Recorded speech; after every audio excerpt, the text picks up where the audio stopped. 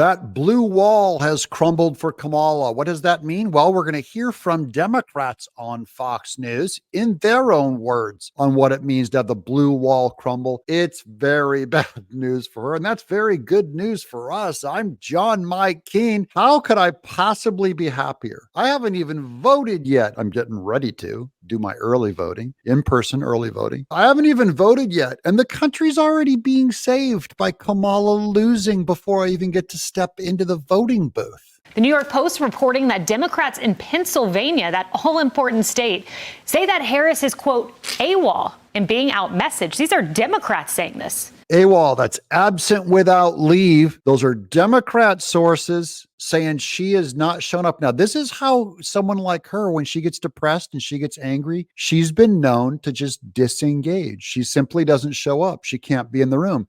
She did this to her staff as a vice president. When they'd get in fights, she'd either fire them to get them out of the room, or she would leave the room. You see her dealing with the press, where she will not deal with and talk to the press. She's very short, and boom, she's out of there. This as Reuters claims that anxiety is rising in the VP's campaign over Trump's swing state gains. And Democrats are telling Politico that they see warning signs for Harris with Latino men in the must-win state of Pennsylvania. The Latino men have abandoned the Joy campaign. Don't they like Joy? Everyone is seeing through her. This is every demographic. This is something that is hemorrhaging across all lines. And we'll get into this in a minute. Guys, there's not just one reason why people are leaving Kamala Harris. They're leaving her for every reason. Trump is winning in every single swing state. It's in the margin of error. It is narrow. It is indeed a close race. All of that is true. But if I am Kamala Harris, this makes me very, very nervous because I am underperforming Biden 4 years ago. Okay, so now I just want to make this point. Look at this. I'm bringing up this graphic, okay? Look at these percentages. Now, I want you to think of how different Americans are from each other. How different is an Arizonan from a Nevadan, from a Wisconsinan, from a Michiganer, from a Pennsylvanian, from a North Carolinian, and from a Georgian? Think of how different they are. Different accents, different values, different jobs and specialties, different climate. And yet they all agree. They're all leaving Kamala Harris. And when that many different kinds of people leave you and go to Trump, it's because Trump is doing something a little bit right that connects more with people. And Kamala Harris is doing something very wrong that is foundationally hostile to almost every different kind of person there is. Hispanics, and all these different people from every state. I would bet she's losing it among women. I would bet she's losing it among Catholics. I would bet she's losing it among atheists. I would bet she's losing it among, just name what you are. I would bet even gays. She's losing percentages. She's weak in them.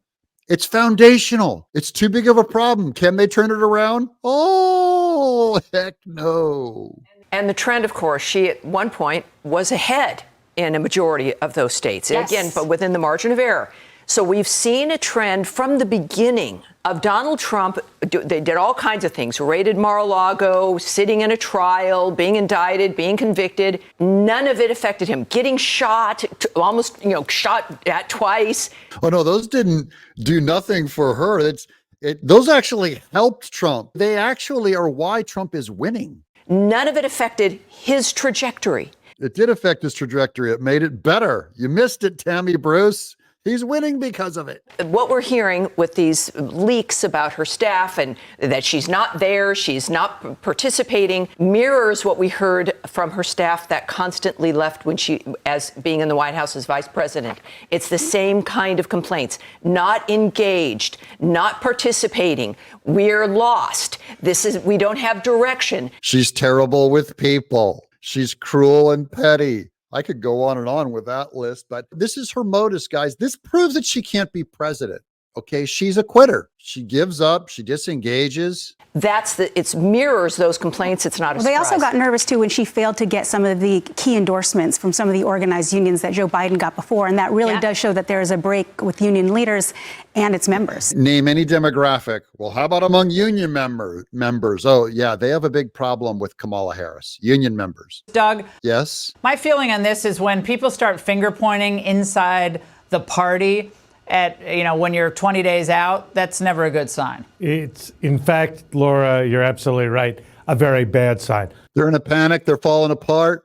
That's a sign. They're losing. They're telling you they're losing. This is Doug Schoen, one of my favorite Democrat pollster strategists, and I've been following him. Oh, man, this goes all the way back to the Bush election. So I've been following him for a long time, listening to him, and it's great to hear him smashing Kamala Harris. I'm picking up from my Democratic friends and sources precisely what you're reporting.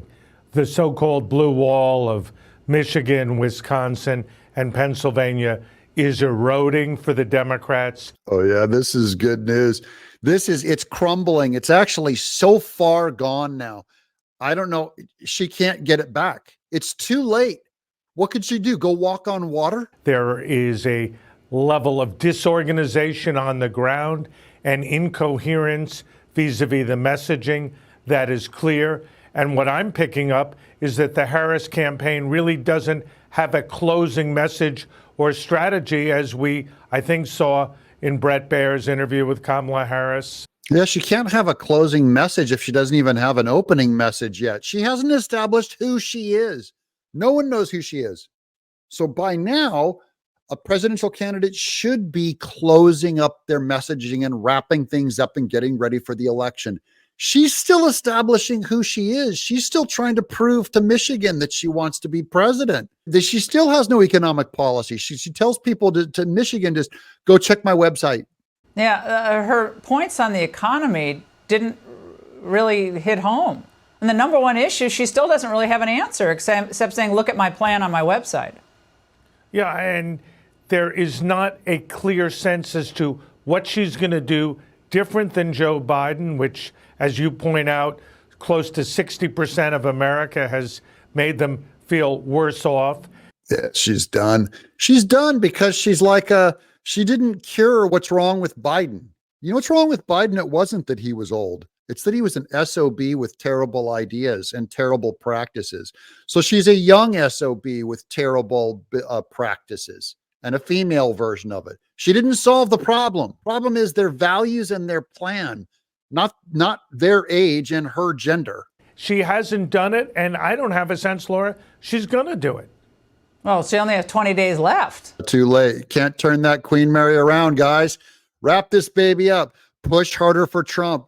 Get your early vote in early. Get your mail-in votes. Get your early in-person votes. Bury them with votes, guys, but get it done early, please. I love our small businesses. Our small businesses are part of the backbone of America's economy. Bless you all for the work you are doing. I'm John Mike Keane.